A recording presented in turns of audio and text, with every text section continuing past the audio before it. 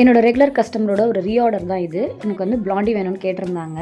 அதுக்கு வந்து double boiling பண்ணும்போது ஒயிட் சாக்லேட்டும் வெண்ணையும் இந்த மாதிரி திரிஞ்சிடுச்சு. இந்த மாதிரி வந்து நிச்சயமாக ஹோம் பேக்கர்ஸ் ஒரு வாட்டியாவது ஃபேஸ் பண்ணியிருப்பீங்க. நானும் இப்படி தான் வந்து கொஞ்சம் பயந்து இது யூஸ் பண்ணலாமா கூடாதான்னு. பட் ஆனால் ப்ரௌனின்றதுனால இது தைரியமாக நான் வந்து இதை யூஸ் பண்ணேன். யூஸ் பண்ணும்போது நம்ம ஆல்ரெடி பேட்டரை மிக்ஸ் பண்ணும்போது கொஞ்சம் டைட்னஸ் கொடுக்கும். நம்ம சாக்லேட் சேர்க்கும் போது மெல்ட் பண்ண சாக்லேட்டை சேர்க்கும் போது இதில் கொஞ்சம் டைட்னஸ் வந்து கொஞ்சம் அதிகமாகவே இருந்த மாதிரி இருந்தது. மற்றபடி ஃப்ளேவர் டேஸ்ட் எல்லாமே நல்லா இருந்தது. டெக்ஸ்சர் கொஞ்சம் சியூயாக இருக்கும், பட் எல்லாமே நல்லா இருந்தது. இதை பற்றின ஃபுல் டிப்ஸ் அந்த இதை யூஸ் பண்ணலாமா, எப்படி யூஸ் பண்ணலாம் அப்படின்ற ஒரு டிப்ஸ் கொண்ட ஒரு வீடியோட லிங்க் வந்து கீழே நான் அட்டாச் பண்ணியிருக்கேன்.